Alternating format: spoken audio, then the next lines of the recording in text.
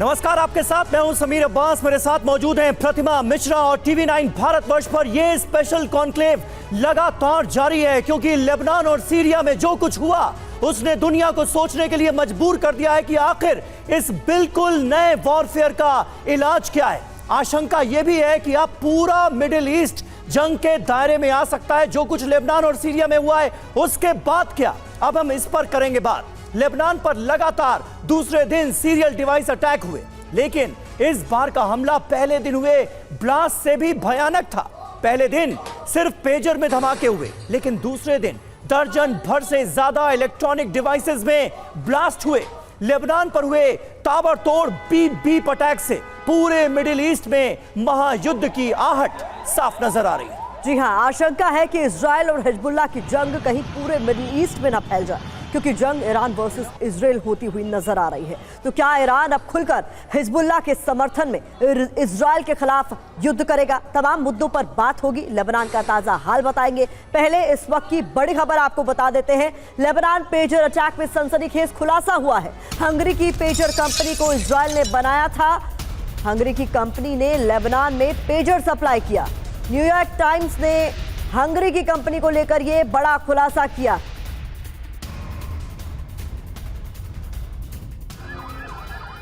तो हमारे सहयोगी सुमित चौधरी इस पर ज्यादा अपडेट के साथ हमारे साथ जुड़े हुए हैं। सुमित, ये क्या नया खुलासा न्यूयॉर्क टाइम्स के हवाले से हो रहा है? इसके बाद कई तरह के सवाल उठेंगे।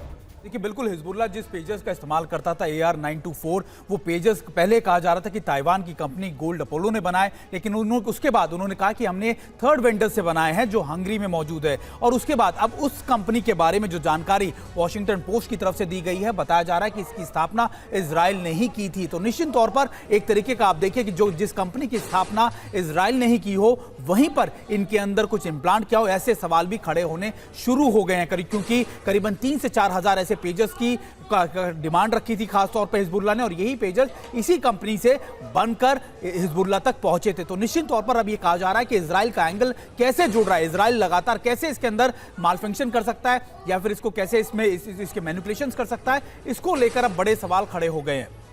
बिल्कुल, तो क्या इजराइल के इशारे पर बुडापेस्ट में कोई खेल हुआ? यह सवाल भी है अहम, और इसका जवाब भी तलाशने की होगी कोशिश। लेकिन एक और बड़ी खबर है, आईडीएफ के डिवाइस अटैक में निशाने पर हिजबुल्लाह का Radwan force. Walkie talkie attack में हिजबुल्लाह के राडवान फोर्स को नुकसान हुआ है। वॉकी टॉकी अटैक में इस फोर्स के कई कमांडोज घायल हुए हैं, ये जानकारी सामने आ रही है। हिजबुल्लाह ने कमांडोज को अलर्ट रहने को कहा है। ये हिजबुल्लाह के लड़ाकों को निशाना बनाकर किया गया बहुत बड़ा हमला है।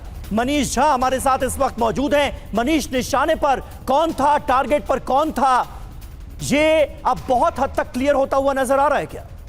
बिल्कुल, देखिए, आईडीएफ की जो जानकारी है उसके मुताबिक कल के हमले में सबसे अधिक नुकसान हिजबुल्लाह की जो सबसे एलीट फोर्स कही जाती है राडवान यूनिट को पहुंचा। और राडवान यूनिट एक सुपर कमांडो की भूमिका में हिजबुल्लाह के लिए काम करते हैं, और पिछले कुछ महीनों से लगातार जो इजराइल पर अटैक हो रहे थे उसमें एक बड़ी भूमिका थी। और वो तमाम जो कमांडो थे उसके पास इस तरह के वॉकी टॉकी होते थे, और उन वॉकी टॉकी के जरिए वो अपने दूसरों के साथ बातचीत कर रहे होते हैं, अपने कमांडो के साथ ऑपरेशन को अंजाम दिए जा रहे हैं। और अब इन्हीं वॉकी टॉकी में विस्फोट हुआ है, और इसकी वजह से आलम यह है कि अब जो कमांडो यूनिट है राडवान यूनिट, उसके बहुत सारे कमांडो मारे गए हैं। वो इसलिए क्योंकि सब ने अपने अपने, और जो तस्वीर हम दिखा रहे हैं उस तस्वीर में भी अगर आप देखिए तो राडवान यूनिट के कमांडो के पास इस तरह के वॉकी टॉकी हैं, और उस वॉकी टॉकी में जब विस्फोट हुआ तो वो घायल हुआ है। और इसलिए इजराइल में ये असेसमेंट किया जा रहा है कि राडवान यूनिट को कितना नुकसान पहुंचा है। अगर यह है, क्योंकि जो राडवान यूनिट के पास वॉकी टॉकी है वो एक जापानी कंपनी का बनाया हुआ है। तो अब तक हमने देखा ताइवान का एंगल, हमने देखा हंगरी का एंगल, अब देख रहे हैं कि जापान की बनी कंपनी का।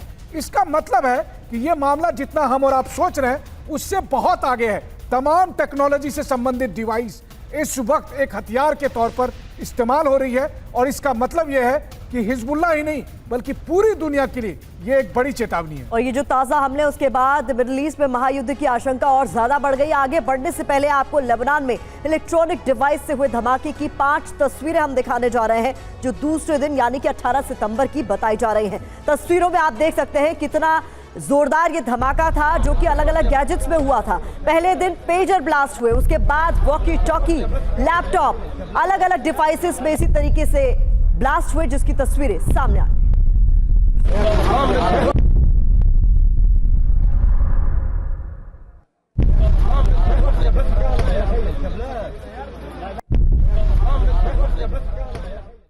और आइए अब दूसरी तस्वीर आपके सामने रखते हैं। किस तरह से एक कार धू धू कर जलती हुई आपको इन तस्वीरों में नजर आ रही है, ये देखिए। और आशंका ये जताई जा रही है कि कार में जो बैटरी होती है उसमें धमाके को अंजाम दिया गया और उसके बाद कार की हालत क्या हो गई है, ये आप इन तस्वीरों को देखकर अंदाजा लगा सकते हैं।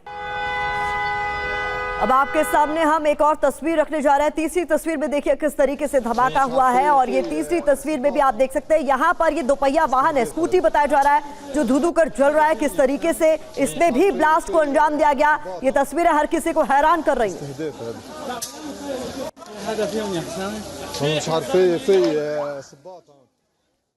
और आइए अब चौथी तस्वीर पर एक नजर डालते हैं। ये देखिए किस तरह से एक इमारत में ब्लास्ट हुआ है। ये पता लगाने की कोशिश की जा रही है कि यहां पर इलेक्ट्रॉनिक डिवाइस में विस्फोट हुआ है या नहीं, लेकिन तस्वीरों में आप देखेंगे और लेबनान के हर इलाके से तकरीबन इसी तरह की तस्वीरें सामने आ रही हैं। कहीं भी ब्लास्ट हो जा रहा है, लोग हैरान हैं, परेशान हैं, अस्पताल घायलों से भरे पड़े हैं। और अब लेबनान पर हमले के दूसरे दिन की एक और तस्वीर आपके सामने हम रखने जा रहे हैं। ये देखिए तस्वीर, रेस्टोरेंट में मोबाइल में ब्लास्ट हुआ, हर कोई यहाँ हैरान रह गया। एक दिन पहले यहाँ पेजर ब्लास्ट से सनसनी मच गई थी और उसके बाद अब तस्वीरें सामने आ रही है जहां पर मोबाइल भी ब्लास्ट हुए।